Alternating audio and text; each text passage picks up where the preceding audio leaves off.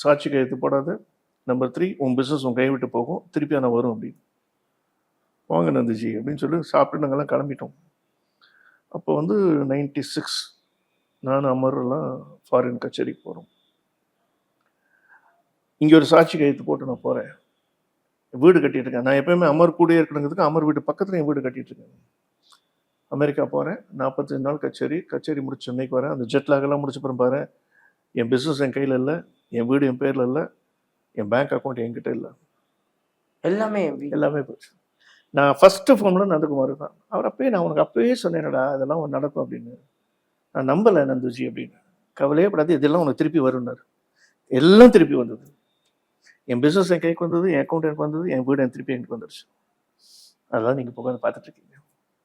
அதனால் நான் அட்லீஸ்ட் அவர்கிட்ட கூட ஒரு 1 வீக் ஒரு வாட்டி நான் நந்துட்ட பேசிடுவேன்.